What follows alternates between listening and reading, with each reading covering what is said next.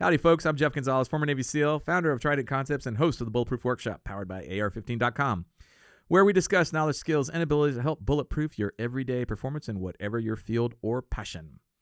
Welcome to Podcast 026. My next guest is a career educator who has done it all at all levels, from private to public school systems. He's an avid proponent for sovereignty and freedom to build strong, resilient heroes of tomorrow. After seeing firsthand at various levels how the school system was teaching conformity and narrow-mindedness, he took action. Founding the Acton Academy Placer, a workplace for kids, and co-founder of Apogee Strong, an online mentorship program helping men live as servant leaders. He has led an educational revolution for parents and children who want more, who want a world-class education of responsibility, resilience, and self-confidence. He's a fellow podcaster, authority decentralizer, TED talker, kickboxer extraordinaire, and summit seeker. Please welcome to the show, Matt. That was fantastic. Was that? Man, I didn't even send that to you. That was great. I'm going to steal that for myself. Absolutely. Sorry, I'm happy That's to awesome. share Yeah, that. shoot that over, man. You absolutely. No, honored, sir. Well, it's my pleasure. We had a lot of interaction before the show, so I can't wait to get into it. I like to start the show off with a little background, like where do you hail from? California born and raised. Well, hold on. Before you do that, let's take a quick second. Let's take a quick second to thank our sponsors. Folks, this show is sponsored by 1776 Insurance. We're talking about comprehensive firearms collection coverage. That also includes your accessories as well as knives. If you've got questions or you want to learn more, please visit 1776insurance.com.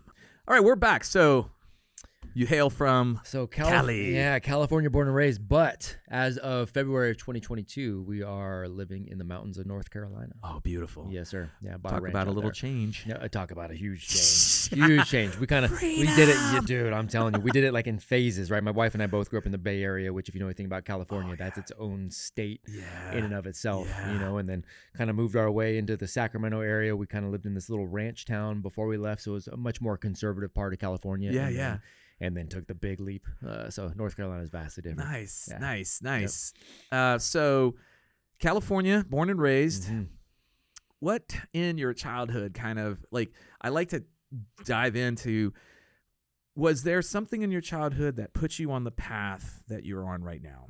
Did you have troubles in school? Did you find the school system not necessarily what you were hoping for? Did you struggle? What was the impetus that put you on the path? Yeah, it's a good question, man. So, if I look back on it, there's really two distinct things for me. So one, I figured out very early that school was a game. So when you say, did you have troubles in school? Yeah. Dude, I never got anything less than an A. Wow. And it's not because I'm crazy intelligent. It's because I figured out the game. I remember at 4 years old, figuring out the game. They had grouped us. I remember this at 4 years. I went to school, started early. I was in kindergarten at 4.5.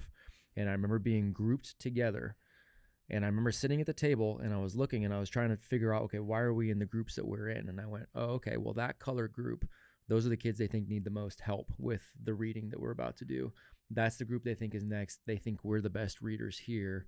So they're grouping us better by what they think they're. So I remember figuring that out early. Wow. And so I was very in tune with the game. So I got straight A's without putting any kind of effort in. And I don't say that to brag. I say that meaning it's a game. And if you figure out how to play the game, you can be good at school, but it doesn't mean anything for coming out. So right? that's, yes. It doesn't mean anything. It doesn't mean you're good at it. I graduated at 18 and I was like, okay, I know I'm good at playing the game of school. I know I'm good at sports. I know I'm good at girls. What does that mean for life moving forward? Yeah. Right? It means nothing. Yes. Well, I guess I'll go to college. And more nothing. And more nothing. I got better at girls. Yeah. I got better at sports. Yeah. But I still had nothing to offer. So I noticed that very early on. That was a big part of that. And we talked a little bit about the struggles that I had as a parent with my boys in the public school system. And I kept banging my head against the wall, trying to understand, how does this help them prepare for life? Right. What is this? What are you doing? I mean, reading, writing, arithmetic. Okay, I get it. But outside of that, yeah. What's the transfer? Exactly. We'll see. And then that's the rub. Because it should be transferable. So I always make I always differentiate. There's school and there's education. Yes. They are not the same thing. 100%. We have been born into essentially a cult mentality that has said to us schooling equates to education. So we have this weird belief that as long as I do well in school, I'm going to be okay. I'm going to be an educated individual, right? Right. So we have, people don't really stop to think about it because, again, you're born into the cult. So if you're born into a cult, you don't necessarily start to question if You don't everybody realize you're in a cult. You don't realize it. Everybody else around you's in the cult, and you hear about people who have left the cult, and they're, oh no, those are the weird ones. Those are the outliers, right? So you leave it. So you're like, okay, well, I don't want to leave the cult, right? So we've got this cult mentality. So you and I grew up going to these conveyor belt schools that then convinced us that we weren't capable of educating our own kids, so we needed to send them back into that same system that left us feeling incapable to educate our own kids. Yes. Right? So we perpetuate the cycle. Oh my God. And it's just like what a religious cult would do. And so if you stop to think about it, most people don't ever stop to think about it, you would ask the question, well, what is school for? Yeah. Right? And if you do that, you start to go, okay, well, then, and who decided that it would look the way it does? Yes. And we have this weird kind of esoteric concept. I'm sure there were these experts. They were out there somewhere and they went, this is what it needs to look like. Well, yeah, there were experts. Yeah. But they were experts in how to break a human. They were experts in how to break down the spirit. They were experts in how to make sure you never realized your full potential. You were not a sovereign individual. You were dependent upon systems. You were dependent upon whoever claimed authority the loudest. Yeah. That's why it was developed the way it was. And once you go down that rabbit hole, you go, holy shit, what are we doing? It's scary. It is scary. I can remember vividly at times feeling like I didn't belong because I couldn't, school to me was an opportunity to rebel.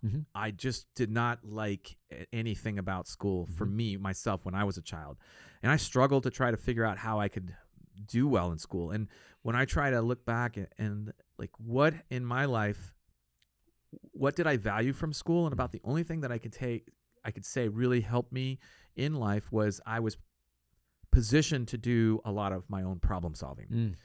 Which in life is probably one of the most important things that you can develop is figure out how to solve problems. You bet. And so like I struggle to figure out like how is today's school or educational system really helping children to problem solve? Like where is that? At what point do they introduce that into the system? That's right. Never.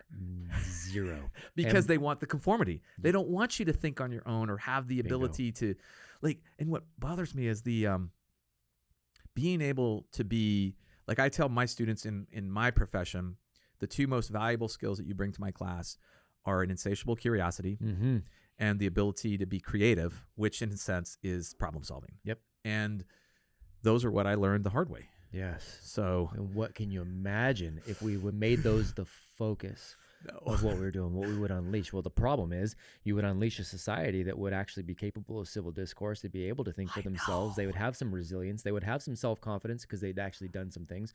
They would have self-awareness, right? Because they would understand a little bit about who they are and what they liked and what they didn't like. They would have all of those things. And a capable society is not a society that is going to be easily controlled. that's so true. Right? That's 100%. When people, like, we can certainly point the finger at some of the problems that we have today, where we see young adults that have no social skills or problem-solving skills or the ability to think for themselves or think outside of the box. And what are they left to do? Conform and follow the That's right. follow the norm or follow the path that they have been laid in front or that has been laid in front of them.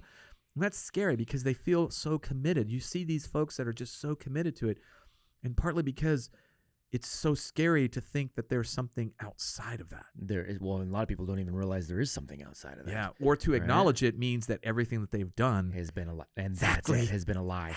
And that, so I always, when I get the honor of talking to people like you, and we start diving into the system, one of the things I always want to make abundantly clear, and it still doesn't actually get absorbed by, people who are in this profession, is look, if you are a good human being who is a teacher, who is an administrator, I'm on your team.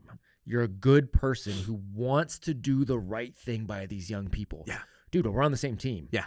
Right? So I'm not speaking out against you as a human. Yeah. I'm speaking out against the system. Right. And you've been, by the way, trained by the system to perpetuate the system. And so you and I are going to disagree on the system. We're not disagreeing on what we want for the young people. So we can still be friends. Yeah. But there's a reason You don't go into the history of why we do the conveyor belt style school. You don't go into that. I've got a teaching credential. You don't learn that. You don't learn real child development. You don't learn how to set up. You learn how to perpetuate the system. And so again, it's a hard pill for people to swallow because people have spent 20, 30 years and they have made an impact because they've developed some relationships, but they don't want to hear, wait a second, I was potentially actually doing more harm than good. Yeah. Of course, nobody wants that. Of course nobody wants not. to swallow that pill. No, I was just doing what I was told. I was just doing what I was told. It's another fond comment. Oh. So let's go back to childhood. What was a hard part in your childhood that kind of helped pave the way? Was there something? Yeah, my dad, and I love my dad. I want nothing bad for my dad. My dad was really the hardest part of childhood.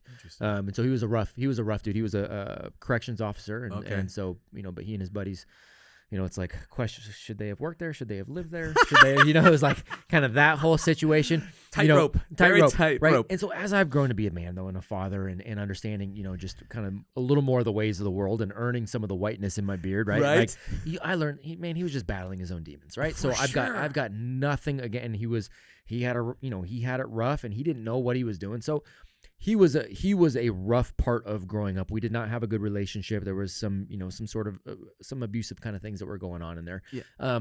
But outside of that, I didn't have a lot of hardship.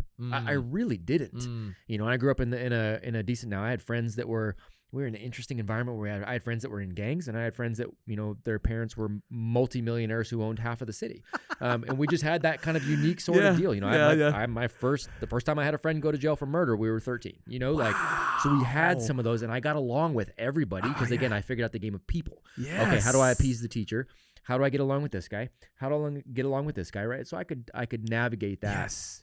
The one guy I had a hard time getting along with, I could obey him, but again, it was my dad. Yeah. So, that was the hardest thing. But even that, gosh, man, I almost wish I had more hardship, So luckily I got hardship through sports and through kickboxing and through, all the other things that life throws at us. Man, I didn't have hardship until later. Well, my, I feel like I had a very similar kind of upbringing as well. I didn't really, my hardship came once I left the home. Right. In a sense, me too. And so I feel very similar in that sense. And I had a wonderful upbringing of nothing bad per se.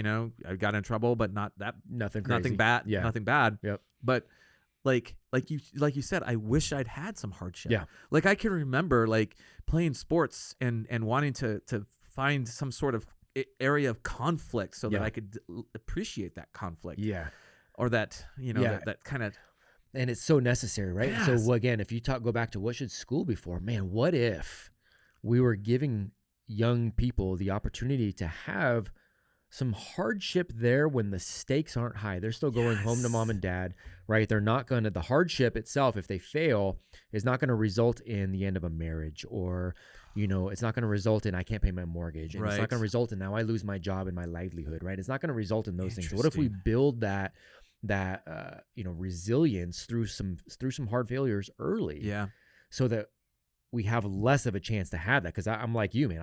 I lived in a Toyota, little Toyota Tercel at 22 years old. Wow. Right. So like that was harder. Yeah. And I'm very grateful for that too. But like that was hard. I wish I had learned some more hardship early on. Yes. And school is part of the reason that we stop applauding failure. And I always ask parents this, right? So you have kids. Yeah. So they learn to walk, right? Yeah. As they're learning to walk, what happens? They push themselves up on the couch and they start shuffling along, and you're like, oh, okay, here we go. And then they turn and they start taking steps. And the first time they ever do that, what happens? Plop. They fall on their ass. So what happened? They just failed at walking. You as the parent go, yes, and you applaud and you cheer, and they go, oh, okay, all right, I'm on the right path. Yeah. So I'm going to get back up and I'm going to try again. And they fail, and you cheer. Right? So you're cheering them through that because you know that is all it takes. One more failure means one more step towards success. You cheer it on. Yeah. And then they go to school and you go, opposite. Don't fail. Yeah. Don't fail. And so they start to go, wait, what? Don't fail. And so it's not an accident that kids go into school at 5 and they test off the charts, almost all of them, on any level of being a genius. Because, hey, by the way, genius is just kind of the inherent nature of a human being. We're born that way. I love hearing that. We just are. I love we hearing just that. are. Hear that, but people? We get I'm a genius. You are a genius, but you get it schooled out of you by about Yeah. the time you're about 8 or 9 years old. Yeah. Then you start to acquiesce. Then you start to just put that away. Yes. Right. And You the just parents start to conform. you start to conform. Yeah. And the parents are complicit in it. Yeah. But here's another interesting question I have for you. Is it complicit or is it lack of awareness? It's usually that. Right? It's usually that. They don't understand. Yeah. I mean, they don't know. And so, like when we had to try to penetrate the bureaucracy of the school, I felt like I had to do so much research. Yep. I had to be so well informed and armed with information to come and literally it was like I'm going to court. Like I have to like it's a court proceeding almost just to try to get simple answers about what are you doing? That's right. And why aren't you doing, or what can you do? And it was such a it's a nightmare. It was. Yeah, it ends up being a nightmare. Absolute frustration to the point where I can say that after a while we just stopped going to the school. We stopped going to the school to try to see what they could do to help us or do what we thought they should do. We just stopped. Yep. It's not going to happen. Yep. And that's where most parents get, right? They either go, look, you know what? I went through something like this because it looks the same to me. So, and I turned out fine, right? And I get that I don't all the want time. fine. Fine sucks. Yes, I don't want fine. Fine sucks. How's your relationship with your wife? It's fine. Oh, that sounds good. Awesome. How's She's your gonna relationship with love your kids? hearing that. Yeah, she's going to love that, right? Relationship with my kids? That's fine. Yeah. That's shitty. I don't Nobody want wants that. fine. No. I want freaking fantastic. I want stellar. I want the journey. I want the adventure, right? I want that hero's journey. That's what I want. Yes. I don't want fine. And did you turn out fine because of school, or did you turn out fine in spite of? Right? Yeah. Because what if that whole upbringing was built upon making you go out there and figure out what is that genius that's inside of me? We're not going to take that out. Yeah. We're gonna like just exponentially increase that so you can go out there and freaking tear shit up. So you had mentioned something a little earlier about how school is, for the large part, creates an aversion to failure, and because they're, for one reason or another, what would it look like to encourage failure in school? What would that look like? That's a really good question. So I will tell you how we have done that. Yes, please. We have encouraged failure. So we do it on small scale things, and then a little bit of a macro scale. So from an individual standpoint, the way we are developing schools is we are developing them as each young hero is going to individualize his or her academic journey and academic goals. Okay. Right. So I'm setting daily or weekly goals, depending on how old I am, based on what the family thinks I should be doing and how I should be tackling that, right? Yes. And then we are going to go ahead and have external rewards. So we're going to have things on, like Friday, we're going to have, whatever happened, you're going to have this open time, free time, or you're going to have somebody that's coming in and we're going to do jujitsu on Friday, or we're going to do, whatever, right? You got all this that's here, but you've got to nail your goals throughout the week, right? And if they don't hit their goals, okay, well, the downside is they don't get to go, right? That's okay. And we want to keep stretching those goals so that every week they're like, oh, I really want to get to that thing. Yeah. And it is possible that I don't hit that. And we don't want the downside to be something that crushes them. We want the downside to just encourage them to get better. It's okay. We actually want them to stretch so hard that occasionally they don't hit it. Yes. Right? Because there's a level of self-awareness that comes in too on setting, okay, what's realistic for me for the week too. So you start to get that self-awareness earlier. But then we also want them collaborating on big projects, and we're going to give them some high stakes environment at the end. So what we'll do is we'll say, okay, Matt and Jeff, you guys are a team, and we're going to add Tim, and we're going to add, so we have 3 or 4 of you guys, and your project here, we got 6 weeks.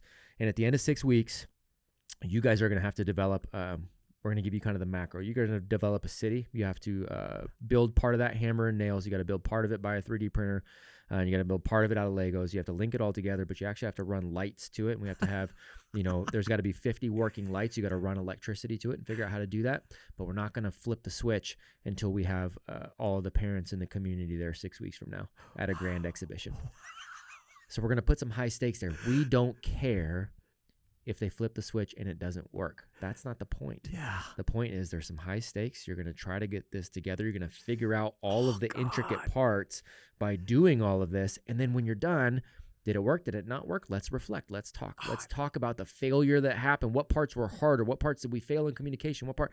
So that we can make it better next time. That's what failure's for, right? God, I love hearing this, man. That's what it's for. So that's how we're building things out. It's not some arbitrary carrot. You obey this way, we'll give you an A on this. Regurgitate the right. That's bullshit. It doesn't do anything for anybody. Okay, first of all, I have so much love for everything you just said, because what I think people lose sight of is that failure is a gift if it's used correctly. Correct. And so what in our schooling, I try to encourage adults to not only fail but fail often.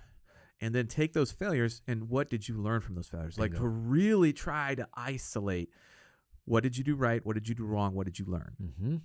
And so to hear you explain how our children should be doing that, that's it. Like, I love that. That's called, that's failing forward. Yes. Right? That's failing forward exactly because you're getting closer to it's that reflection piece that you just laid out there where it's like, okay, so how am I going to change that next time? And then taking the action to make that step. And still might fail at the overall outcome, but you got a little bit closer. Yeah. Cool. Now I'm going to regroup and go, okay, what got me closer? Why didn't I still hit the mark? Cool.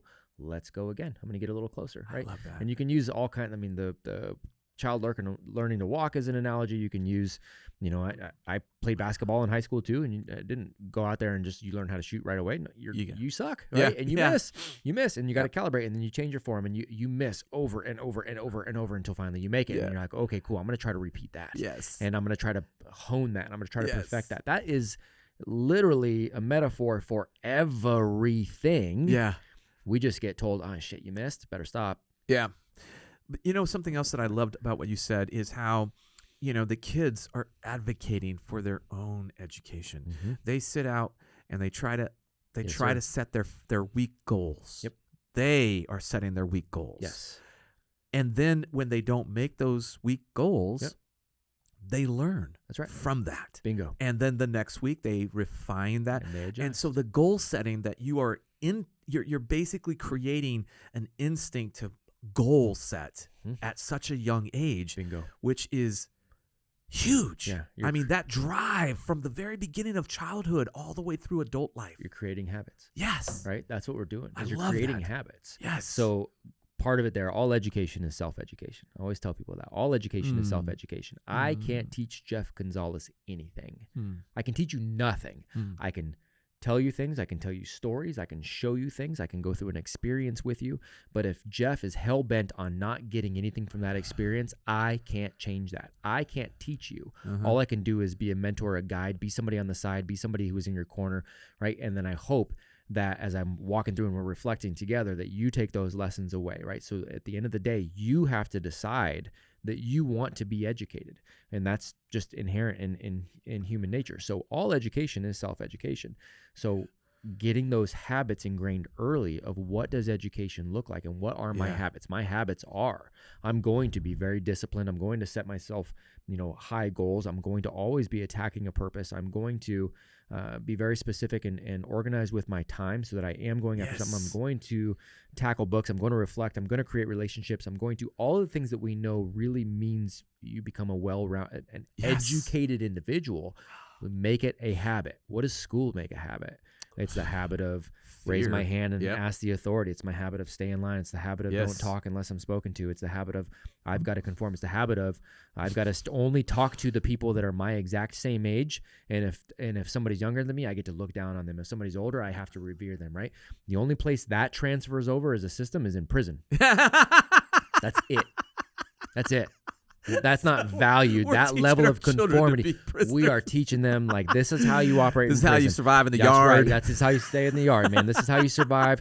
You've got your homies here. You got your race. You stay with your color, right? You're gonna go shower when you're told to shower. You're gonna eat the same kind of food. You're gonna stay in the straight line. I never looked at it that way, dude. It's the only system that matches that closely. That's scary. It is scary. That's so scary, but it's also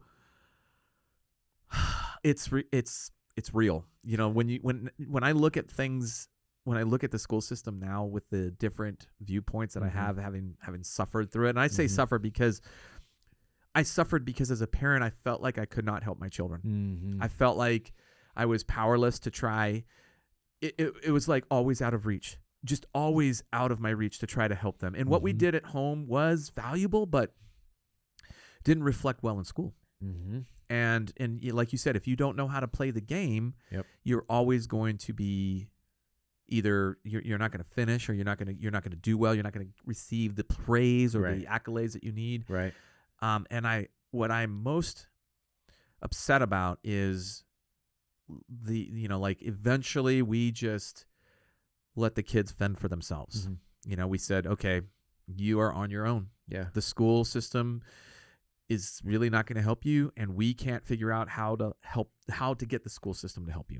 You're on your own. And I hated that. I mean, it was just like, just even talking about it just is so visceral for me. But again, first of all, you didn't know what you didn't know. Yeah. And true. Second of all, you guys were still doing your best job at home. Parents always say, well, I'm not a teacher. Bullshit. You are the number one educator in their life, period. End of story. Yeah. Right? No matter what. Doesn't matter if they're going to their number. So you guys leading by example at home is their education. Yeah. Right. And then they're also, by the way, having to learn how to play school. Right. Yeah. So that's play school. I like that. Right? That's what it is. So you got to figure out one of those. But you were always educating them from the get-go. And what's liberating when you understand the totality of this game is that you now understand that you have options. And people go, well, I can't afford to go private. I can't afford to homeschool. I can't. Okay, fine. Yeah. Then I get that, man. That's great. But what you can do now is be intentional on conversations around, okay, look, you're playing this game. Here's how we're going to play this game, but here's what you can focus on while you're there so that you actually get something out of it. And then when you're home, we're going to do our education here. And this is what education is going to look like. And you can become the one that's going to inspire them, right? Or if you have the ability to pull out of there, you can opt out of that game. Yes. Play a different game. People don't realize that is an option. What do you mean by that, really, though? What does that mean? Don't go to school. Okay, and so like maybe pushing more towards trade schools, or that's one thing. So there's a million ways to play this life game. And when I say this, I always like to give caveats on this too, because there are certain families. If you're a shitty parent, you should not be homeschooling. Okay, 100%. If you suck as a parent, right, and you're just you're only going to make it worse. You suck as a human being. Right? It is very possible that these adults that your child is seeing at school are the best adults they're ever going to see. Right? So there are certain people that should not be. And so I never want, public school to go, I don't want it to go away, because there is a population that needs good humans there. Okay. Right? I'm down with that. So, but if you're a good human being, you're purpose driven, you are going after goals, you treat people well, you've got character, you got values. If you can make it work, you don't have to play the school game at all. You can home educate, which, by the way, doesn't mean you recreate school at home. It means you dive into real education at home. What do we want to read? What do we want to tackle? What projects do we want to do? Do we want to start a business right now? Like, you're literally walking through life together, which, by the way, that's how humanity has always done it outside of these last 150 years. Wow. The only reason it sounds weird to us is because we're not over 150 years old. Bingo. Oh, my God. It's how it's always been. Yes. So you can do that now. I love hearing that because one of the options, my older son was out of the system at some point, and my younger son we were still struggling with. And we finally decided the last year, his senior year, to pull him out and to try to homeschool. And trying to play the homeschool game was like, whoa.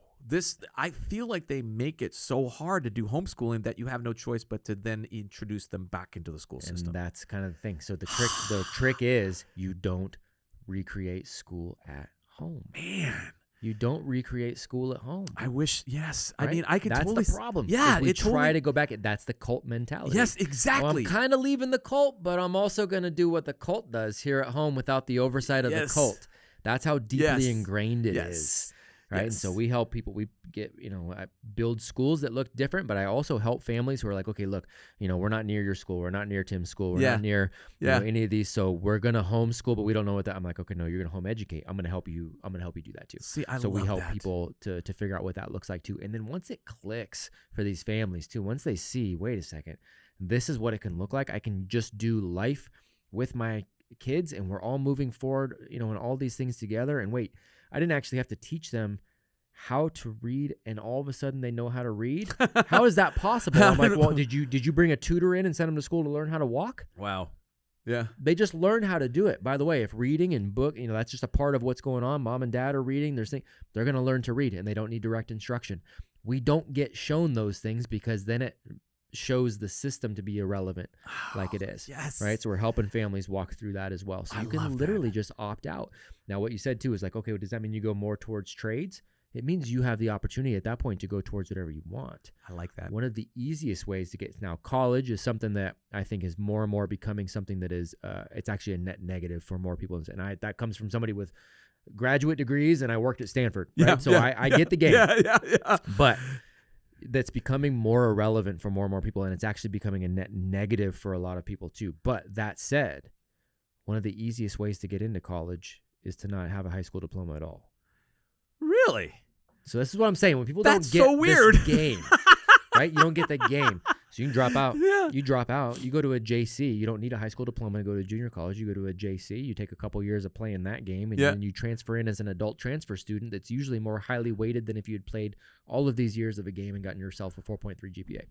Oh, my God. Ding. Boom. Right? So that's what I'm saying is there's a million ways. So college is still an option. When you home educate, college is still an option. I would just say make sure you're going for a reason, right? But college is an option. Trade schools are an option. Yeah. You've got the option to just start working. You've got option to start a business and start now. There's great programs like there's programs like Praxis where you can go in and do kind of an internship or apprenticeship that's a paid thing that usually rolls right into a full-time position. You come out debt-free within a year versus a shit ton of debt with 4 or 5 years. Oh, my God. Right? So the opportunity cost isn't lost, and you're rolling right into a full-time paid gig. There's a million ways to play it. I like that.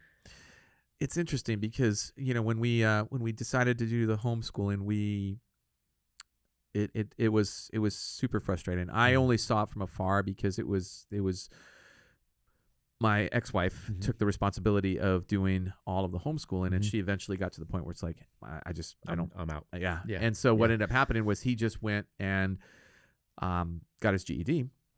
And then he started going to junior college, and he's, then the pandemic happened, and that put everybody on a back burner for some, or I should say for some of us, it put him on a back burner. And then he's starting to get back into school. So I guess in some roundabout way, we did kind of follow that process without knowing. We just felt like we don't have because in our heads we're thinking, oh, we got to play the game. You have to play this we game. have to play the game. There's certain boxes you have to check. Yes, exactly. And we're like, we're doing. That's the hard part for parents to realize is that there isn't. Yes. There's a perception. Yes. But in reality, now that I'm through that and I can look back at it and say, because I can remember, oh my God, my son's not going to graduate high school. Because you're told that means he's going to be a bum. He's not gonna have it, right? Or he's going to be looked down upon by society, whatever that means. Right. So I've got a chance to interview, on the podcast, I've had 150, 160 guests so far, right? And I'll have, some pretty high level entrepreneurs and CEOs, and Gary Vaynerchuk and Patrick Bet-David and Jeff Hoffman. And I mean, I've had some phenomenal humans, and I ask every single person who is on there, all right, hey, if you were hiring a young person right now, what is it that you want to see from that young person, right? What do you want to see that would make you go, okay, I'm going to take a chance on this young person? Yes. Not a single one of them mentions a high school diploma or a degree. Interesting. In 160 plus episodes, nobody mentioned that. Wow. And in fact, if I explicitly bring up what about these things, they go, that's usually a red flag for us. No shit. Because we've had so much. So as I've been building out these schools, and some people know this, some people don't, but as I was building out the schools, I traveled and was a keynote speaker for many years, right? Yeah. So I'm working with these top organizations all over the planet. And Amazon, Google, Netflix, Microsoft, American Eagle, Lockheed Martin, U.S. Air Force, Wendy's. I mean, these are all clients of mine, right? And I'm coming in because they're saying, look, we're hiring all these kids out of college. They suck. We want to fire them all. Like, what can we do? Because all they know how to do is play school. They play school. That's it. Yes. So help them not play school. Help us understand how do we lead them. Help us understand how to find some really good ones. Help us. So those are the conversations I'm going in and helping. I love everybody to go with. Yes, because we're thinking, I got to check all these boxes, and it turns out that that's what we're creating right there. So yeah, the beauty is you don't have to check any of those boxes. Love that. Do you know? So you had Ray in here, right? Yeah. Who's a mutual friend of ours. Do you know Steve Eckert, who also works with Ray at the project. I and know Squire. of him. Okay. I haven't had him on. So on yet. Steve's stellar human, great guy. I went down and was with those guys for the project early in November. Nice. No, it was it was for Squire program. Okay. Early in November, and so we're all hanging out and we're talking, and Steve's in California, and he's like, man, I think I'm gonna pull my kids out, and I think we're gonna homeschool. I'm like, all right, sweet, man, awesome. He's like, I know you help people through that, and so can we link up? I'm like, yeah, that's awesome, man. It would be a pleasure, it'd be an honor. Bring your family over. I'll help you guys, figure out what that looks like. He's like, all right, cool. But as we're doing it, like, who do we report to? Like, who do we need? I'm like, you don't report to anybody. He's like, no, okay, but when I pull my kids out and they're doing certain things, who do I report to? Like, Steve. Nobody. And he's like, God, I'm extra. And if you know anything about Steve, he very much is. He's very freedom-minded. He's very like, let's go get it. Let's optimize. Let's crush. Yeah. But he said, we were at dinner, and he's like, God, even I'm like going, shit, you got to have some sort of box you're supposed to check, right? Yes. And I'm like, no, you check your box. Oh, see? What do you want their life to look like? What do they want their life to look like? What problems do they want to solve now? Who do they want to be now? How do we want them to grow? Like, you decide. It's so refreshing in so many ways. And I know that you've been doing this for a while, but it's refreshing for me to hear that there are options for everyone. Yes, sir. And, regardless of your social, economical class, there are options for everyone. And I think that the hard part is just getting past the block that Steve had. Yes. Like, that, in my opinion, was my biggest obstacle. Was like, man, I just don't know if this is the right thing, because, society is going to look down upon him and all this other business. But and then to hear it from these Fortune 500 mega minds that, hey, we really don't want that class. And when I'm looking at hiring an instructor, the first thing that I'm looking for is how well can they solve problems? Bingo. And how creative are they at solving those problems? Right. And where's the evidence of that, right? There's none. Right. I have to sit there and give them puzzles. And try to figure exactly.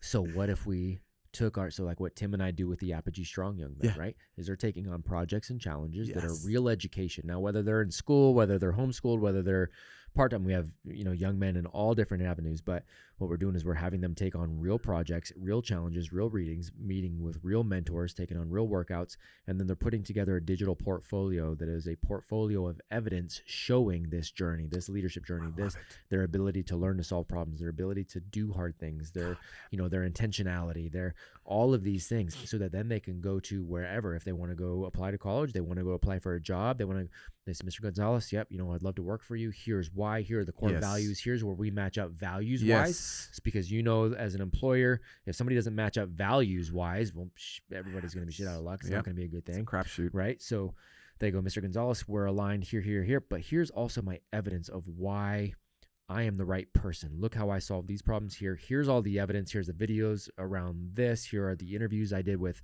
this guy. Here's my letters of reference because I worked in an apprenticeship for, these people that I know, like when they do that, it's a freaking no-brainer. It is. Absolutely. It's a no-brainer. The caliber that you're going to get is, like as somebody that has to look at hiring characteristics, like what am I looking for? Yes, sir. Without a doubt, top of the list is going to be those simple the things that are not taught in school. That's correct, sir. Which I kind of feel bad about, because I can remember, I would have some great guys that would come through. They're stellar individuals, but they lack that problem solving capability. I'm going to have a variety of students come at them, and they're going to have unique. Everything from physical disabilities to emotional trauma to some sort of obstacle that's self-imposed, and they've got to figure out how to work around that. And I can't often trust a lot of these guys to be able to do that, because they just really haven't been able to demonstrate to me that they can do that, because there's nothing there. There's nothing there to show that. Yes. That's it. It's from a hiring standpoint, I've been guilty of this too, where you're like, you look through, I got 100 resumes all of a sudden on my desk, and I'm like, okay. So what is going to be my filtering mechanism? Yes. So I go through 100, right? And so that's what the degree is turning out to be for a lot of people. Is like, okay, well, let's just do it by. So a lot of these companies that I work with, they'll post jobs, and the jobs will say degree required. Yeah. But when I talk to them, they go, look, man, if we knew they aligned with company culture, and they could show us that they've got this skill set, we don't give a shit about the degree. This is a way for us to filter. Yeah. Right. And there's so many organizations and leaders that are operating from that exact same mentality, man. So that's valuable information to share with the public, that Yes, if sir. you're a go-getter that has that capacity to be creative and curious, Yes. don't look away from an opportunity like that. That's Find it. a way to get to that right person who might then take a second look at your Bingo. project or whatever it is that you're presenting. Bingo. That's huge, because I think a lot of people will struggle with that. A lot of people will see that there's a requirement for some sort of 4-year degree And count themselves out. Exactly. Automatically. You are correct, sir. So that, like, everybody watching, do not take that as a final no-go. Figure out a way to get around that, because if I right off the bat, if I put that as a barrier and somebody figured out a way to get around that barrier, that right there. How much does that get you excited? Exactly. That's my Right? point. It's like they figured out something and they put it in front of me, and I'm like, okay. Ooh, I like Let's this. talk. Yes, Exactly. it gives you a heads up. It does. 100%. 100%. And here's the other hack too for people that are listening. If you're raising your young person to be that person earlier, it is far more attractive to get this kind of thing from somebody reaches out to you and goes, Jeff, shoots you an email and goes, Jeff, you are a hero of mine. Here's why. I know your background in the teams. I know what you're doing, right? And start listing things out, but you have this specific, whatever. They've gone in enough to show that they know some specific things about you and all this. So I would love to come work with you. Don't need any money, or I would love to come at least get 10 minutes of your time to get some advice. Here's a little bit about me. Here's a digital portfolio of all these things I've done. And they're like 15. You're like, holy shit. Absolutely. I do that, and you're like, this dude's 43 and he's got nothing else going. Like, man, I'm good. I don't know why. It's just a different deal. Take advantage of that when you are young. Yeah. We've had so many young people who have then parlayed that into a full-time apprenticeship, parlayed that into full-time jobs, parlayed that into career level positions at 18 because they developed a relationship like that early on. Yeah. It's funny too, because that's a lot of what we're talking about also is like, it's self-confidence for one, but it's also teaching initiative. Yes, sir. And one of the things, it's funny too that we're talking about this, because Tim posted this up on his feed maybe 2 or 3 days ago, the message to Garcia, which is my all-time favorite. Oh, it's awesome. And I was a little, Tim, if you're listening to this, I'm sorry. I was a little ticked at him because he shared that. He kind of like, he like presented it to the public of sorts. And it's always been like, folks that have read that or know of that or understand that, they get it. Because they had to find it to get it. That's right. That initiative is something that I'll take that initiative. Yes, sir. I'll take that initiative, because that is the type of, that's what we need both as a society, but also as parents. Yes, sir. Take that initiative for your children. Be the ones, like you said something that just was amazing. Like you had talked about how, how many parents are willing to die for their children, and everybody would raise their hand, no question about it. But how many parents are willing to live every day for their children? Much harder. It is so much harder. And like being a parent that takes the initiative and sets the example for their children to also do the same thing. Bingo. I mean, bingo. Oh gosh, they will do what you do before they do what you say. Yeah.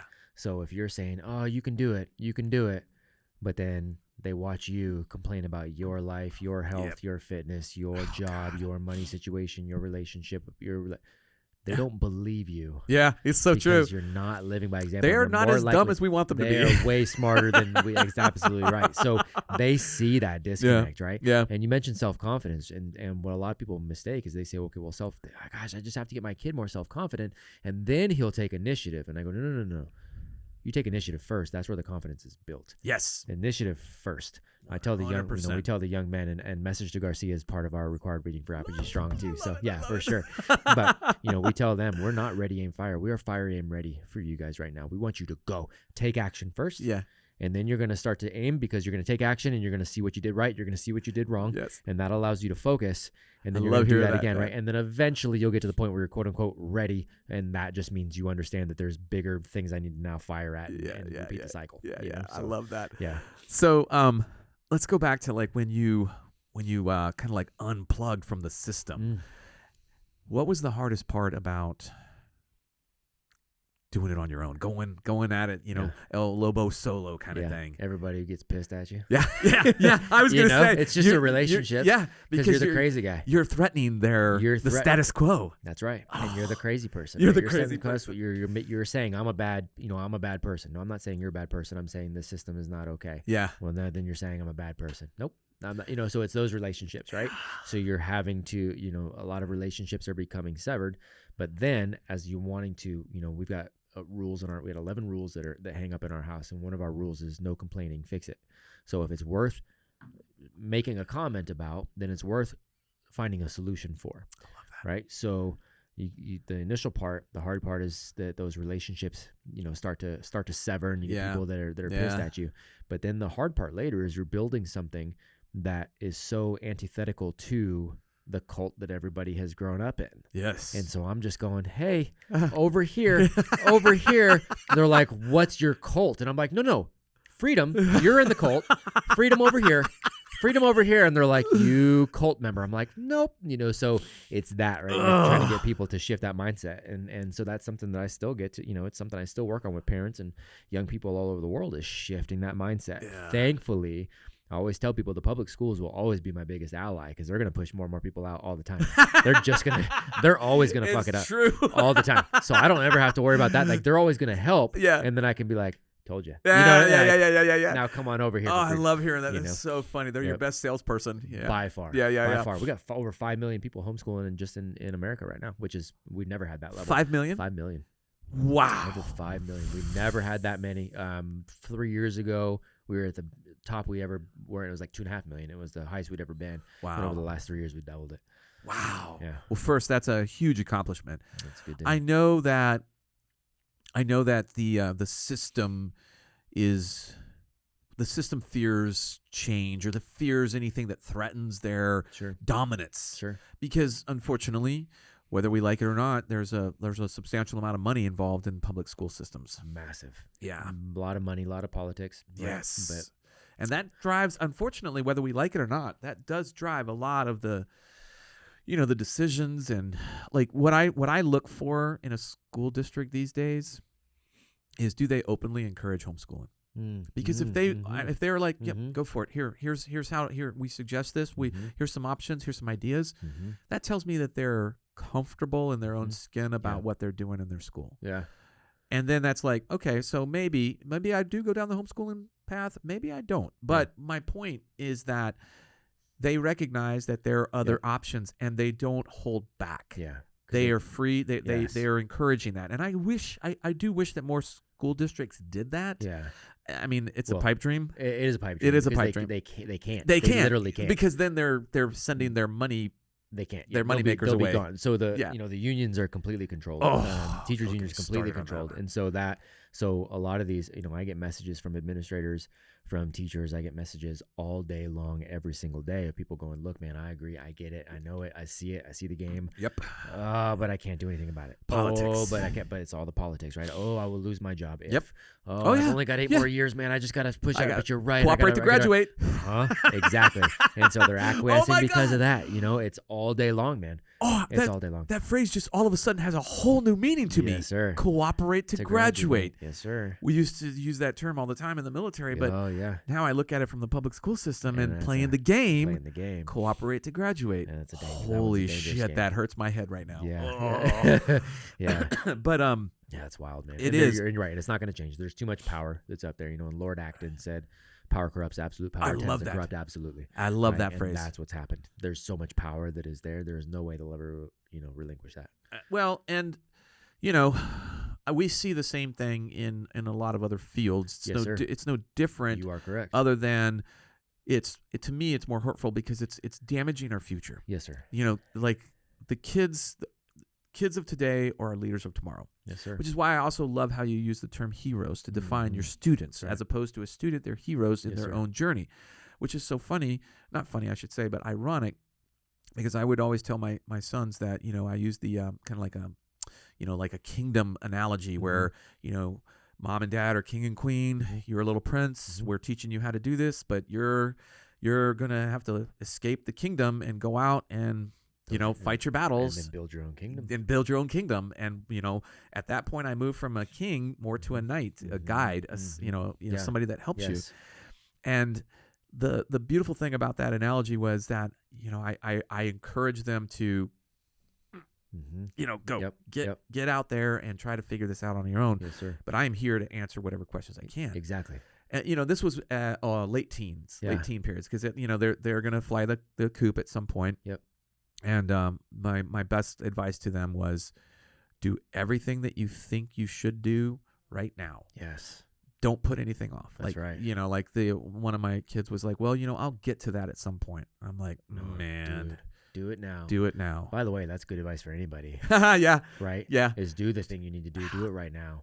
That's good advice for everybody. It's true. The benefit for the young people is it's the compound interest effect, right? So if you're talking about from a financial standpoint, right? If you invest, you and I start investing right now, and we're putting in, whatever, $100 a month right now, and by the time we're 65, it's X amount, right? Well, my 11-year-old or my 9-year-old or my 6-year-old starts doing the exact same thing by the time they're 65. I mean, it's an exponentially greater outcome, right? Absolutely. Everybody understands that concept. Well, it's the same thing for what you just said. If they start doing the things they want to do now, start being the people they want to be now, start solving the problems they want to solve now, just those couple extra degrees over time, such a difference. It's a massive difference, and they're going to be heads and shoulders. Then they're really the leaders of tomorrow, because they've taken the leadership path. Quick word from our sponsor.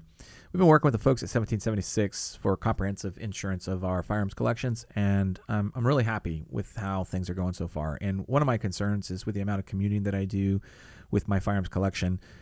What happens should my vehicle be broken into or stolen with my firearms? And there's reason to have this concern, because there's 800,000 vehicles stolen per year in America. So it's not, it's a little bit more common than we might think. What I mentioned earlier is that they have a comprehensive insurance plan, which is that they will cover your firearms stolen out of your vehicle, or should your vehicle be stolen, cover the firearms that were in the vehicle. So that's pretty reassuring in a sense. So I've mentioned this before, but the process to apply is pretty easy. Approval is pretty quick.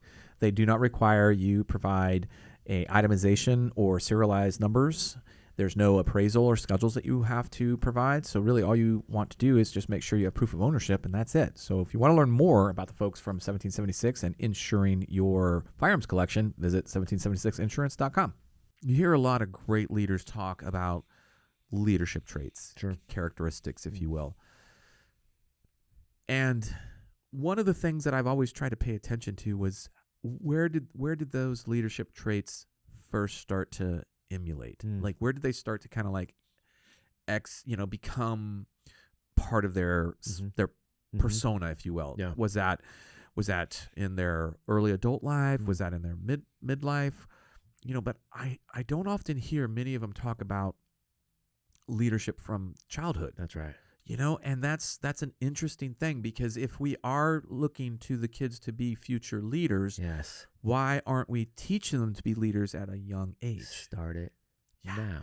The compound interest theory. That's right. Makes perfect sense. Yeah, you don't wait until you fix what Frederick Douglass said. It's easier to build strong men or strong kids than it is to fix broken men, right? You just start from the beginning, establishing the habits that are the right habits. Yeah. And it takes care of itself. Yeah. We're instead going, here, we're going to beat you a bunch of shitty habits. That's like I tell, parents, like, you could feed your kid McDonald's 3 times a day for 18 years, and they're going to probably be alive. They're not going to die, and you might even call them fine at that point, right? Or you can feed them real, healthy, nutritious food. And what's the difference at 18? Yeah. Right? It's the same thing we're just talking about for the mind. Oh, I love hearing that. That's a good analogy too. So let's talk about mistakes. Yes, sir. We've all made mistakes. From your experience, what are some of the mistakes that parents are making right now Mm. that with a little bit of insight can be significantly helpful in changing? Oh, that's a really good question, man. That's a really good question. I think the first thing, because the first thing always when I work with parents, whether it's through parenting courses, whether it's home education, whether it's whatever that capacity is, the first thing I always get to is they're making a mistake by not leading by example, right? And it's something we've already talked about. 100%. Like if Yep. you're not, again, that disconnect is there. If I am telling you one thing, but my life shows me going a complete different direction, I don't have the trust of that young person. They don't believe me. They don't believe that it's actually possible because, shit, Dad, that's great that you're saying that, but you're sure as hell not doing that, right? Yep. So that's the biggest, most prevalent mistake is that. And then it's, we've got the school game, which is, I think, is a part of that. But there's all these cultural distractions too. There's these opportunities for young people to be completely distracted versus taking on responsibility. So one of the things that I talk about with parents a lot is like the term teenager, that didn't exist until 1944. Well, that's interesting. It didn't even exist. It was, you're a young person and now you're an older now you're an adult and you're going to take on adult shit. Like it was, right? So like, that's why you had 12-year-olds that were, leading men into war, commandeering a ship. Yeah. You had, 14-year-olds who were working as surveyors, living on the land by themselves for a week. Yeah. Right? So did our DNA change that much where we're incapable of that? Good point. It did not. Yeah. Good point. We lowered the bar. We lowered the expectations. Right, we lowered the responsibilities for the adults first, and then correlated, that to the young people. Oh my God. So we've lowered the bar. So when we're talking about the mistakes, part of the mistakes are not giving them enough responsibility early and often. We need to give them responsibilities, and we need to be very intentional about the distractions, because part of the things with the distractions is that they're actually checking off our desire to be responsible. What I mean by that is, especially specifically for young men, we're born, man, with a DNA thread that means we've got that kind of hero blood in us. We want to go slay that dragon, right? Yeah. We want the adventure, man. Yeah, We want to go absolutely. save the princess. We want to go get in a fight. Yeah. Like we've got that in us. Absolutely. Right? It's why young men will grab sticks and they're turned into guns. They're weapons, right? Yeah. And we want to wrestle. Yeah. And we want to. That shit is ingrained Normal. into us, Yes. right? So we want that adventure. We want the responsibility that comes along with that. But parents are going, okay, nah, we're gonna dumb down the responsibility. We're not gonna make you do any kind of chores. We're not gonna let you. And they do it in the name of convenience, because you'll see a young kid be like, Dad, can I help? I want to help you with this. Yeah. And what do the parents do? They go, no, because it's gonna take me longer. Guilty right here. Yep. Did And that a lot. me too. Yep. By the way, I have absolutely done this, and I know all this shit, Yep. and I've done this too. So no, there's no such thing as a perfect parent, right? Yep. But we should be striving to be one. Yes. So, we cut that off early. Yeah.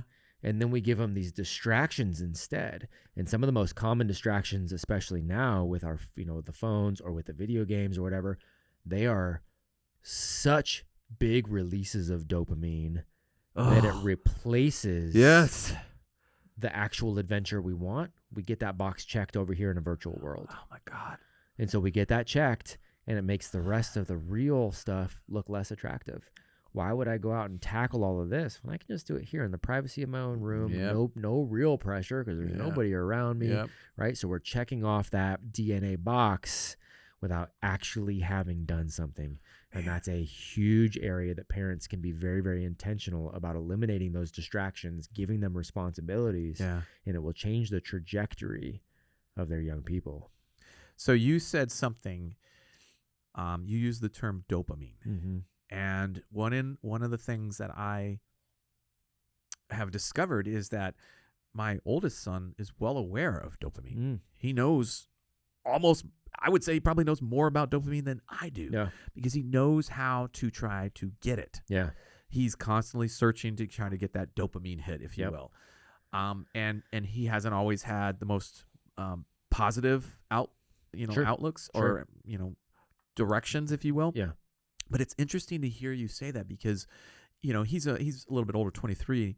But it would be nice to know that kids earlier than that understood that this is what's happening. Yeah. Yeah, it's Yeah. a chemical Right. reaction in your body that you can actually feed. You Yes. can do it if Yeah. you do it this way. So like having the responsibilities is going to feed this dopamine That's hit that you right. need. That's right. Talking to them in a sense like this is something obviously it was well beyond. We didn't know this until much later, but it's interesting to hear that because like I never really thought that dopamine would be something that we would talk about at the dinner table. Yeah. You right. know, Yeah. it's like, Yeah. and now I find myself learning more about it and understanding how it actually affects men in particular.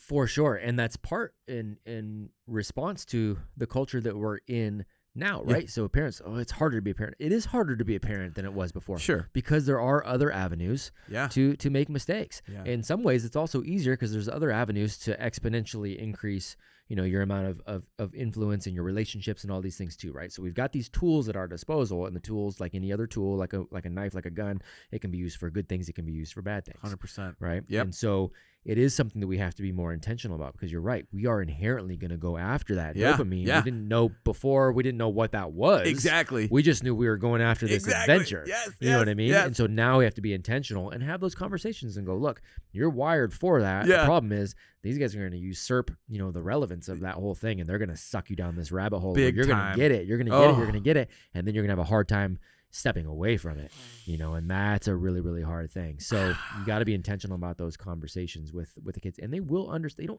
don't have to be a freaking nerd. You don't have to be Andrew Huberman, right? You don't have to be a freaking neuroscientist. Like you don't have to be that. Yeah. It's just, hey, look, this is the basics of what happens in your brain. Yep. Yep. And so you're going to go chase it one way or the other. Yeah. Let's be productive about how we chase it. Yeah, so funny to hear you mention Andrew Huberman because I was actually not reading, but I was listening to some of the podcasts about dopamine to learn a little bit more about it. Yeah. Because when I was having that conversation with my older son, I was like, dude, that's some heavy shit you're talking about. Okay, I know a little bit about it. I understand it. So then after that, I started studying up on it, learning a little bit more. So Huberman's a good guy to go to for that. Yeah, Smart dude. Super smart dude. Yeah. Those are great suggestions for families and for parents because I think you also touched on it. Like, no, there's no perfect parent. Nope. And I think that a lot of parents sometimes put a little bit too much pressure on themselves. Agreed. And so it's okay to falter. It's okay to make mistakes, even as a parent. Obviously, there are mistakes we don't want to make, but of course, I think in this case, as far as education and as far as rearing young people to be adults, good adults, we have to also as parents be okay. Like I carried guilt around for a long time. And, I've had conversations with my sons and I've kind of explained this. And, through that discord, we've kind of I've been able to take a little bit of that burden off my shoulder. Yeah. But I know that I'm not alone. I know a lot of 100%. a lot of other parents. A lot of other parents in that. Look, no, there is no such thing as perfect. And you shouldn't carry the guilt unless you realized you were making some mistakes and then you decided to just go ahead and do it anyways. Right, exactly. Right? Then you should, you get your shit together. Yeah. You failed. Yeah, but not in a good way. You didn't fail forward, you failed backwards. Yes. Right? So that's the whole thing. It's like when you realize that you screwed something up, cool, man, make amends and course correct. Right? That's the whole thing. Yeah. Is course correct. Be intentional. Yeah. And I think too that one of the things that I feel like is helpful because now we're talking to parents that are in 20s to 30s. Yep. And so they have come up through the system. Yes, sir. Yep. The newer system, if you will, because even back when you and I went through school, younger grade schools, the system was there, but it also was still like we still had recess, we still had playtime, we still had a lot of. And the educators actually had a bigger level of intellectual freedom too. Yes, they actually had more intellectual freedom. 100% there to work and create relationships and do that. They had more. Like a parent teacher meeting back then. Yeah, I can remember as a student, as a kid when we had the parent teacher conferences. It was like completely different than the parent teacher conferences that I went with my kids. Yes, sir. 100% different. Like I was like it was just like you said. We're gonna check this box, check next. There wasn't any real insight into what's happening in little Johnny's education. There was no no disclosure of some things. I mean, unless I think one time we had one complaint that, which is no surprise. Both my boys can't really sit still to save their life because I can't sit still to save my life. So but I'm like, really? That's it? That's the one piece that you're telling us? That's the problem. Thanks. Yeah. Appreciate that. Yeah. We didn't know that already. Yeah, totally. And that's a problem. Right. And that's the other thing. It's not even a problem. But what has the school system been trained to do? You go, hey, you know what? Your kid's 5. He doesn't want to sit here and listen to boring shit all day. Hey, by the way, no adults want to sit and listen to yeah. somebody, right? So, but a 5-year-old young boy, he's got I think it's a methamphetamine deficiency, right? So we're gonna make sure we medicate him right now, so that we can just start to lobotomize that shit before it develops. Man, when like those conversations are not an easy conversation, but I remember when like that the topic of medication came up with our kids from the school system, and we were like, why? Yeah. Why are you saying that? Well, like why what makes you an expert in that field to suggest that, other than the fact that you've done it to a lot of other kids? Bingo. And that was really, that kind of is another issue that I had was like, that's right. medication, there's obviously, we can say this, we can caveat everything. I think, of course, the audiences should know by now that we're not going to sit here and say stupid shit. Right.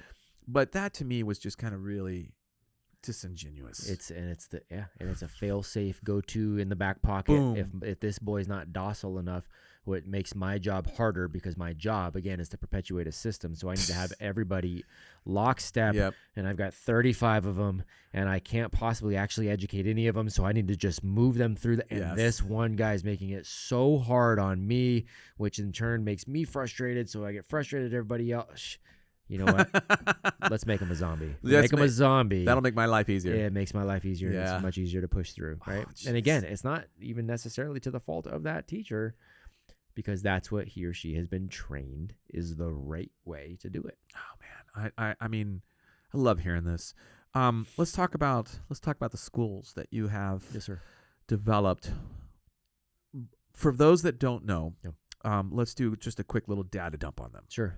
So the basics is I started working with a network called the Acton Academy Network. So right, we talked about Lord Acton earlier. Absolute power, corrupts absolutely, right? So the Acton Academy Network was started by Jeff and Laura Sandifer. They actually started it out not too far from where we are right now, out here in Austin. I thought, and so they actually started the MBA program first, and then they decided to start something that was a K through 12 for their own boys, with no intent of doing anything bigger. A family moved away from there, went down to like LA, and just said, "Hey, can we copy kind of what we were doing there? Like, that was really cool." And they're like, "Yeah, I guess, but we don't want a franchise. But if we've got partners that are interested in doing this, why don't we just create a network of people that are interested in doing this and doing it for their own kids?" Yeah. And so as they started, they had a couple locations, and it was right about the same time that I was like, "All right, I got to go build my own thing." Yeah. And so as I was getting ready to go build my own thing, I had somebody who had requested me to give my first TED Talk in 2015. Wow. Right. And she said, "Hey, by the way, I think what you're talking about and what you're about to design, it looks very similar to this thing called Acton Academy. There's only a couple of them, but I think you would really like it." So I'm like, "Oh, okay, cool. So let me look it up and see what that is." Yeah. So I went out and I came out to Austin, visited, met with Jeff and Laura, watched everything, and went this is what I want to build. There's already a very small network of what that is. Nice. So how can I jump in? So I plugged into that network. I started building the first campuses in California. Outside of that little one that stayed down there in Southern California, I started building the Northern California campuses, and we very quickly built the biggest campuses in the entire network. Wow. While helping other entrepreneurs. I got to also start helping other entrepreneurs launch more. So now we have over 300 campuses. I don't even operate the ones in Northern California anymore. I gave those to my employees, operate all of those. Or my former employees operate, like that's theirs now. Like they're rocking it. And we got about 300 campuses globally. Wow. 26 countries, I think, 41 states, something like that. That's impressive. It's a really good network, man. That is. And it's all, these are parentpreneurs. Yeah. They're all parents. Parentpreneurs. Right? I love that. I want to do this for my kids. That's awesome. So yeah, it's good, man. It's good. So for parents that are looking to try to, like, what's the biggest obstacle for parents, or I should say, what makes the parents pull the trigger to get involved in the program? Yeah, it's we get a mix, right? Like I said, public school will always be our biggest advocate because they're always going to screw something up. So a big, depending on the state too, there's a little bit, there's differences, but in California specifically, like the vaccine mandate had a lot of people going, okay, there's got to be a way to do something different, right? Yeah. All the critical race theory, all of the gender theory, all of this kind of stuff that's coming in is continuously pushing people to look outside. Yeah. So that's a huge part. But then you also have people that are looking for they're starting to get the word that, wait a second, this school thing was actually not built for people. So you do have some that are coming out and looking for that. Or Yeah. we've always homeschooled because we knew school was off, but we don't know exactly what we're. So, people are coming from various backgrounds. Interesting. Yeah. When they like how, I guess the question that I'm trying to formulate in my head has to do with parents that come to the program. Yeah. How is there like is there like a, oh my God, we're so happy we did this kind of moment? And if so, when does that happen? Yes, Does it happen right away, or so does it good. happen like 6 weeks Such in? a great question. Such a great question. So I'm going to say this is not just for these campuses in general. I've also helped people start small little co-ops. Yeah. And then I've got families that, I've got 150 or so families that are in this home education tribe that I walk them through what that looks like to home educate at a high level too, right? So anybody coming to these, if they are coming from, no matter what the background is, but all of them came through conveyor belt schooling themselves, that golden moment, Yes. right, is really towards the beginning. They're like, oh my gosh, yes, Yeah. this is great. And they're so excited and they're over the moon. They're super emotional. They're like, oh my gosh, this is great. And it's really kind of this honeymoon thing. And then the fear starts creeping back in. What? And then the fear starts creeping back in because Why? Because they've been taught that at a certain age, little Johnny's supposed to be doing this. Yeah. And then when he gets a little older, he's supposed to be doing this. Then he's supposed to be doing this, right? Right. And we're going, okay, he'll get to that. Yeah. Don't worry. Well, don't worry about that. Yeah. Right now we're focusing on this. And like, oh, but he's now behind, as if that's a thing. It's not a thing. They're still in the cult. But they're still in the cult, right? So I can intellectually walk anybody through this, but what happens is it's the emotional attachment to the cult that keeps pulling them back. Wow. So there's a lot of parents. So what I've, tried to do with all of this now is I try to have continuous presence with the parents, educating them, especially in the part where they're super excited. Yeah. Going, and look, here's why you're making the decision. And look, here's what actual development looks like. And look, let's think ahead. Let's go through here. Hey, by the way, there's not all these boxes to check and you're worried about, math. Okay, cool. Let's start talking about that. What math does the person actually need? And did you know that you could go from I've never even seen a number to wildly proficient in algebra in about 100 hours total? Yeah. Once you're ready for it, Yeah. total, not 12 years, 100 hours, total. Yeah. Once you're ready for it, developmentally. Yeah. So you can't tell somebody that, and actually you might be able to tell. I was going to say, you can't tell somebody that didn't start doing any kind of real math work until, they're 12, and somebody else has started doing it at 5 when they're 16. Can you tell? Actually, the one that waited until they were developmentally kind of ready for it is actually probably better at it and likes it more. Interesting. Because we've actually gone over academia early, and that's damaging too. So I like when you tied in it to liked it more. Yep. Because that was something that because they saw the value in it. Yeah. Well, it's liked, but I think the developmental portion was also a big part. Yes, sir. They liked the learning challenge. Yes, sir. Or they appreciated the learning challenge because they were ready for that learning challenge. Correct. Yep. Like correct. I could see that. And it's that must be frustrating to see parents that start to second guess themselves. Sure. Like into that honeymoon stage that you Sure. mentioned. Yeah. That's got to be frustrating. Are there this has been around for a while. So the success stories that you have, which should number in the hundreds, if not thousands. There's a ton. Yeah. So, but part of it is so I can give you success stories. I can give you plenty of them. And I'm glad to, because there's some of them. I can see with my own kids that I love to brag on too, right? So I've got plenty of these. Just like the caveat of, hey, if you're in the system and you're a good human, I'm still on your side as a teacher, right? So there's another caveat with this, though. Yeah. I can give you the success stories, but one, it doesn't mean that this is it's like a panacea. These are success stories born out of them having to do hard things. It's not like they never struggled. Right. Some parents are thinking it's going to be sunshine and rainbows and my kid's never going to struggle. No, they're actually going to struggle kind of more. That's the point. Yeah, exactly. Right? So they're actually going to take on harder things earlier. Yeah. So if you're looking for no struggle, that's not it. And then I also am just always careful about this being I don't ever want it to turn into a comparison game. Right. Where you go, Matt's daughters bought horses when they were 9 and 7 with the businesses they were running out of the school. True story. Oh my goodness. Right. Wow. So when I say affected, right. So there's a success story. That's great. But what happens is parents hear that and go, my 9 and 7-year-old aren't buying any horses. It's like, shut the fuck up. That's okay. That doesn't make That's not the point. Yeah. Right? So I always want to be careful not to use it as like a thing to dangle out there That's for a good anything point, like that, because right? obviously you don't want that Right. comparison, because then there becomes some. You Then have you're all back those- into the cult almost. You're back in the cult Yes, almost, right? So yes. that's not it. Ugh. So, but that said, so we've got so yeah, those are we have business fairs, and we've had kids making $5,000 in 3 hours on a Saturday with the businesses that they're running, right? That's I can amazing. tell you walk onto my into the Roseville campus in California that I opened, and you had a young person who was high school age who was the chef, who had gone down to Weston A. Price, learned how to be the chef, and they were actually responsible for taking all of the lunch orders, making real food every day, not heating shit up like prison food, right?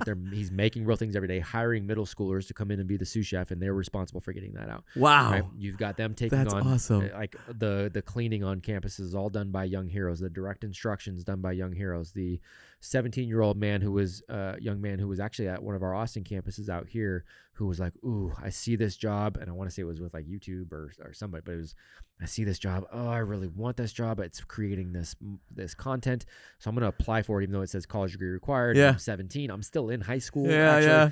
Applies for it. Didn't hear anything. Goes back to contact the CEO later and just says, hey, just so you know, I applied for this. I totally understand why you wouldn't hire a 17-year-old, especially with those requirements that you had. But I do think that my work here is something that you guys could benefit. Don't even have to give me credit. I just want you to see this and have it. Use it if you want. Throw it away if you don't. I just want to let you know this was the opportunity of a lifetime to even just apply at something like this. The CEO calls him up and goes, you know what? You're right. And this job is the work that you just did is amazing. We want you to start for us right now. So he just started his senior year. He's like, I still have to finish high school. He's like, oh, do it while you're doing hii school. And he was making $100,000 a year doing this while he's finishing his senior year. Right. I had a 17-year-old who got a job offer at 17. He had to be 18 for the specific job, but he had that job offer so that as soon as he graduated and he walked off stage, and the company that hired him had only ever hired college degree. They're a nationwide company. They'd only ever hired somebody with college degrees, and they changed their entire structure so they could take him when he was 18. Wow. And come straight out of high school, and he went straight into a leadership career level position. Wow. Right? So we've got story after story after story. Yeah. But I always just want to give those caveats in there. I think that's smart. And but it's, I think, the second guessing of oneself as a Sure. parent Yep. is not necessarily a byproduct of the success that you're seeing. It's still the byproduct of the cult mentality that Yes, is sir. sneaking in there. That you're So born into. even those stories may still not really address the real issue, which is they're Right. still tied. They're still plugged into the matrix, if you will. Right. That's exactly right. Yeah. So Yeah. that's birds born in a cage think flying is an illness, right? It's that. I It's love that that. whole That's a thing. good one. All right, let me ask you this. What was the best advice you were given by a mentor? Ooh, that's a good question, because when I start to think of mentors, Yeah. and I've had a good amount, I always have mentors, kind of compartmentalized, I like that. right? So I've got Jeff Gonzalez may be a mentor to me, but it's likely in one specific area or For one sure. or two areas. Yeah. You know what I mean? Yeah. So I've got multiple mentors in multiple areas.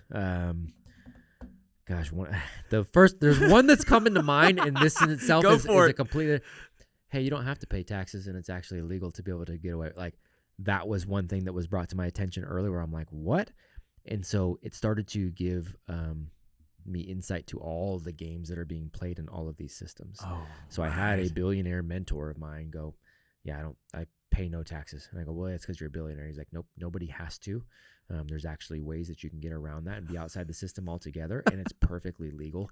Love it. Most people just don't even Don't know that even that's know a game that you're allowed to play. And I was like, what? And he's like, I'll tell you, I'll teach it to you some other time. I'm like, what the hell? Right? Oh, Boom. shit. Right? Yeah. Boom. And it was the same thing as like one of my mentors in the health and fitness. So there's a gentleman named Rob Wolf. Oh, I love Rob. Yeah, dude, Rob's Oh. great, man. So I went to it. So Rob, if you're listening, I'm going to get you on this podcast. I promise. dude, Rob is freaking great. Yeah. So I got to first meet Rob in Chico when he still lived in, I went to Chico wow. State. He was in Chico. No Right? kidding. And so I went to this like Rob Wolf seminar in Chico. Oh my And God. I was in there, and it was the same kind of thing on the from a systemic point of view. Had some doctors in there, and I'm just having my mind blown about. I was a kinesiology major, not because of anything other than I like sports. And Sure. I was like, Yeah. I don't know who I am. So what am I doing? Yeah. Right. So I was learning things in like nutrition class, and then Rob was like, no, this is how the body actually works. This is what's going on. I'm like, holy shit. And then we had a bunch of doctors that were in there that were like, hey, by the way, we're not trained on this at all. Doctors know nothing about nutrition. And I'm like, you don't know anything about nutrition? You're doctors. And they're like, we don't know anything about nutrition. We know as much as you do in your, semester of kinesiology. I'm like, holy shit. So it's like all of these, scary. right? So like school, yep, there's a game.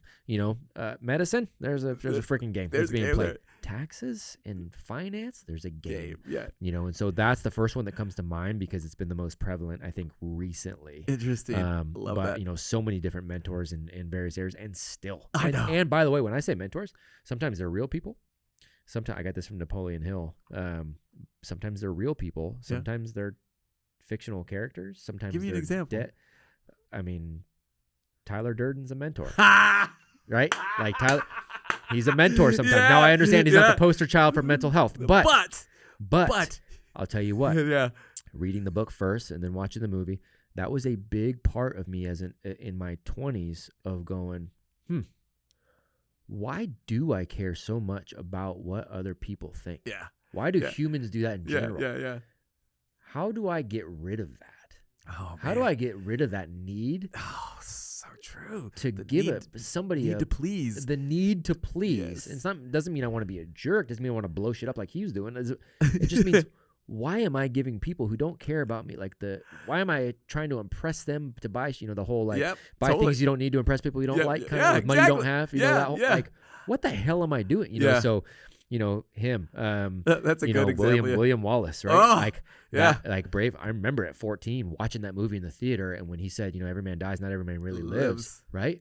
At 14, man, I went, okay, I don't know what that means to me right now, but I'm never going to forget that. But I know that's important. Yep, that's it. Yeah. So, when I say mentors, there's that happens too. Yeah. So, and I think that's great because what that does is that opens you up. That you're no longer putting in self-imposed restrictions on what can help influence your direction. Bingo. Your path. Bingo. You kind of like limit yourself to some degree if you are only like, oh, this is it. This is the only thing I'm really looking at. And I think back to what you said, curiosity. Yeah, that's absolutely. the word, right? Yeah. As soon as we know it, as soon as we know, we shut curiosity off. Oh, so true, and man.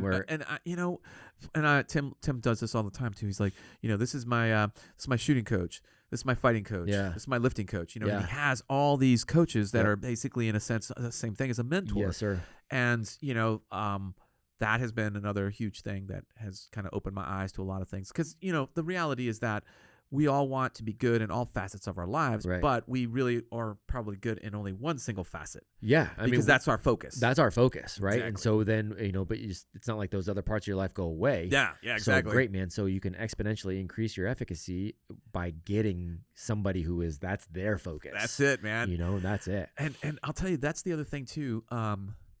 Like basically growing up in the military, as far as my young adult life. Yeah. My mentors were all my senior enlisted guys, all my guys, and some officers as well.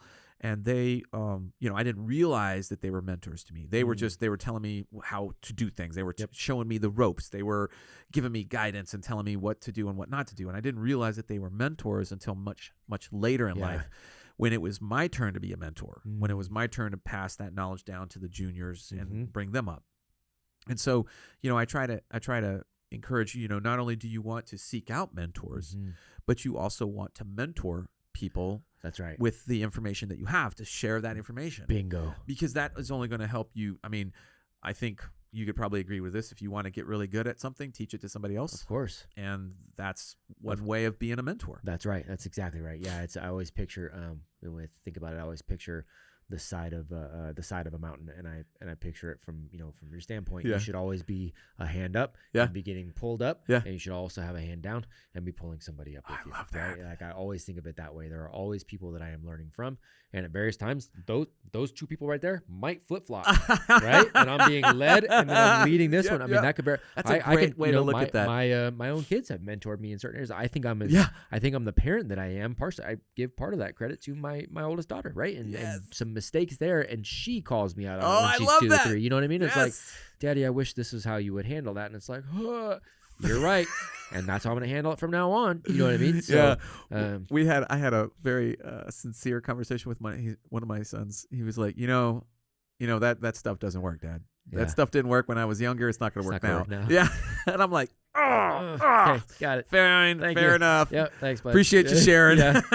That's funny. So yeah, it's great, though. It is, but it's also valuable to be able to open up and be willing to take on that information. And sometimes it can be criticism, but being open to it, especially from your loved ones. Of course. That's the key. That's it's like, it's always coming from a place of love, or it's always hopefully going to come from a place of love, but that's right. It's part of the bigger picture. That's right. It's I don't remember who said it, but it was something to the effect of like, it's the mark of an educated mind to be able to entertain an idea without immediately accepting it. And I think that's, I think that's the way it's like, okay, I'm going to take this information in and I'm just going to kind of run it through a filter first. Yeah. Like I'm going to go, okay, is there evidence to show what they're saying is correct? That is maybe better evidence than whatever the operating system is that I have right now. And who is giving me that too, because the messenger does matter, as Churchill said, right? The messenger does matter too. So if it's somebody that is, if it is, Nancy Pants 47 on Instagram, who's never done shit, but wants to tell me how to run open a school. Yeah. Okay. I'm going to take that with a grain of salt. Yeah. Whatever. A little bit. Right. Right. But I'll listen. Okay. Whatever, but if it's legit, okay, well, you know what? Maybe I do need to think about that. And I'm going to go ahead and beat that idea to death, just like I'm going to beat all of my own ideas to death. I'm going to argue with myself until I can't beat it to death anymore. And I think that's right where I am now on this situation. But I'm open to changing that later if better evidence comes along. Like, that's civil discourse in a nutshell.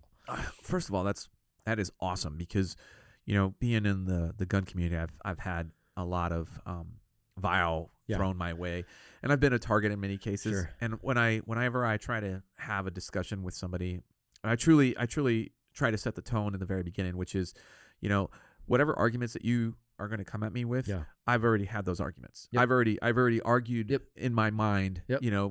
I believe that for my convictions to be strong, I have to attack them. I have to look for failures or weaknesses, and if there are, I should discover them, and then I should hopefully change them. But that doesn't mean that I'm not willing to listen to what you have, because you may also bring something to the table that I hadn't thought about. Sure. And so your job is to validate my convictions or to identify an area in my convictions that maybe needs to change. Right. And I'm open to that. That's right. And not the straw man. Not the, hey, Jeff, you suck because. No. Yeah. Let's talk about my ideas. Yeah, exactly. And I've been really successful when I've gone into a discussion like that. Yeah. Mostly because a lot of times, it kind of like puts everybody in more of a like less defensive posture. Yes. Like it's like, what do you have? Come bring it to me. I'm open to it. That's right. But I also try to caveat it with, but I need you to have the same mentality. That's right. You should have already had these arguments already with yourself. Right. I should then present some ideas that should challenge them. Yes. And maybe change them or maybe not or change maybe them. not. Exactly. And then we need to know that it's okay to walk away with neither mind change too. And that's another thing. And that's okay. Yeah. Right? We don't have to sit here and beat each other up until somebody goes, okay, I submit to your ideas. You're right. Right? We can just go, hey, we'll have to have a great conversation. Give me your best evidence. I'll give you mine. Yeah. We'll walk away. We may agree on some things. We may disagree. Yeah. And you know what? It's still okay. Yeah. And one of the things too I try to tell people is like, hey, listen, I might need some time to digest all this stuff. Right. So, don't feel upset just because I don't jump onto your wagon here. Let me mull this over. Let me, because, the way that my mind works, my brain works is that it's like you were saying, I will take on some information, but I don't always take that information and automatically change my viewpoints. I want to mull it over and toss it around and then for sure come up with, for sure. And that's how it's going to actually take root or not anyways, because you're going to sit there and go, okay, you're going to beat up she and was go, right, or so that makes sense. what would this look like if I applied it in my life? Yes. Like, how would this all play out, right? And you're actually going to really, truly latch onto something or not. Yeah. Yeah. No, good for you. All right. This is a tough question, but I like to ask this question. All right. How do you deal with failure? I mean, it's not a tough question at That's all. true. It's not a tough question at all, man. I have tried to. So the emotional part of failure is always harder than the intellectual part, at this point, right? For sure. So it's like, damn it. But I have at least been working to train myself to go, okay, so what is this where this is good. Yeah. Why is it good though? Yeah. Because right now it hurts Yeah, a little bit. yeah. Doesn't Yeah, feel yeah, good. Yeah. But this is a good I'm fragile. scenario, I'm fragile. right? Yeah. So it's like, damn it. But what's the good that's going to come out of this? So what does this mean? What does this mean for my life, for trajectory? My trajectory. What do I have to do? So I will take it on the chin from the emotional standpoint. Now. Yeah. But then try as quickly as I can. I'll grieve, the loss of or the mess up, the mistake. Yeah. I'll allow myself to grieve, 3 to 5 minutes. And then I'll go, okay, what's the silver lining in this? Because there has to be one. That's true. And so, okay, let's move and go, okay, what do I need to do next? That's how I look at it now. I love hearing that. That's great. And I try to do something similar when I'm on the firing line. I demonstrate everything for the students to see. Yeah. And every now and then, the demo doesn't go well, or it didn't hit the bullseye or whatever it is. And I always remind students in the beginning of the class, hey, even monkeys fall out of trees. That's right. But when I make a mistake, I also try to emphasize to the students, hey, listen, if I'm at my skill level, if I'm making a mistake, then it should be okay for you to make a mistake. Oh, yeah. So I like your idea about I'll grieve for my mistake. I wait a little bit longer. I wait until like at the end of the day, and then I'll just beat myself up. For sure. I'll go Red Ross on myself. So I guess I should give context too, because it depends on what kind of mistake we're talking about. Yeah. Of course. I'm talking about if it's something on kind of a macro scale. Yeah. That's where I'm going to have kind of the grieving and go, okay, now so then what does this mean? Where do I go? Right. Yeah. If it's something that's if I'm standing on stage and I'm giving a keynote and I got 2,000 people in the audience and I didn't time the joke right, or I misspoke, or I gave the wrong data a little bit, I'll do the same thing. I'll go back later and be like, you freaking moron, but then I'm just like, whatever. Because in the moment, you just have to pivot and do exactly what you said. You either make it a learning moment, or you just walk right through it, right? Because you're in the midst of something else, and nobody's dying because I said something stupid. I love hearing that. That's a good one. It was funny too, because that was a major milestone for me to some extent, because when I was younger, I hated making mistakes. Yeah. Oh yeah. I hated I hated failing. It was a hard thing for me to come to grips with. Like failing in my life early on was part. Now, as I sit here after talking with you for this podcast, I realized that failure was part of a system that had been kind of driven into me. Yep. So it wasn't until much later in my adult life that failure became the gift that I see it as now. Yeah. And I look back and I kind of regret, because the other thing I try to share with people is that my unwillingness to fail meant that I also didn't grow. Yes. I was already good and competent at what I did, but I didn't grow beyond that. That's right, because you weren't willing to fail, and so sometimes that would just lock down, your willingness to take other risks. Exactly, things like that would have given you even a better outcome too. So true. So and all of us can find places in our life where we've done that exactly that. My God, so true. But again, it's like how do I get myself to get out of that mindset? And I look at a free, you look at a free lion roaming, and he goes after that gazelle, and he doesn't get it. He doesn't go, I guess I don't get to eat anymore. He's like, where's the next freaking gazelle? Right, I'm gonna get after this. So true. Same. All right, let's start wrapping up. I got a final question for you. Yes, sir. What is the biggest takeaway you want the audience to walk off with? Stop living in fear. 100%, dude. 100%. So most people live in fear. Not even a hesitation. No, it's not, because it's the biggest epidemic that I think we've got. Right. So we have made fear our cultural virtue, sort of, right? So it's become a virtue where it's like, as long as I can be afraid of something, I want to be afraid of we tell our kids not to be afraid of the boogeyman, but we're afraid of everything in our freaking everyday life. So stop living in fear. Stop living in fear of, okay, well, what if? Stop living in fear of, I got to bubble wrap my kids. Stop living in fear of, I've got to appease somebody and check somebody's box. Stop living in fear of, but if I say this out loud, even though I really believe it and I think it could help some people, it's going to piss off mom or dad. It's going to piss off my neighbors. It's going to piss off my, Stop living in fear. It doesn't mean to be reckless. It means to be intentional. And it means that sometimes you're going to have to get uncomfortable and get comfortable with that. It's I love that. Right? Get comfortable with that. Stop living in fear. First of all, that's beautiful. And we had a saying in the teams, get comfortable being uncomfortable. That's right. And that was a driving force there. That's right, man. All right, so where can folks learn more about all the good things that you're doing? Thanks, man. I appreciate it. If they want to connect with me directly, my Instagram is probably where I'm most active, just at my name. But people can reach out to me directly to matt@apogeestrong.com. Perfect. Shoot me an email if there's any way that I can help. check out what we're doing at Apogee Strong for the young men. Yeah. We're launching our dad's program here in January Awesome. as well. So keep us posted on that. So reach out around that. We'll this podcast will probably post in about. Well, it'll be they'll take a week off for holidays, and I'm thinking it'll probably be the early part of January. Cool. So super cool. Keep us posted with all that. Sure, we'll man. put it all in the show notes and everything like that. Thank you, brother. All right, folks. Well, that's a wrap. I want to thank you, Matt, for coming on the show. This Pleasure. was awesome. It really was. This was very close to the chest for me as far as listening to everything that you had. I want to thank our audience for tuning in. Thank our sponsors. Thank the men and women for holding the line. Mm-hmm. Check out all our previous podcasts by visiting thebulletproofworkshop.com. You can learn more about me and training opportunities by visiting tridentconcepts.com. Until then, I'm Jeff Gonzalez, and you're listening to the Bulletproof Workshop podcast. Stay safe or be dangerous.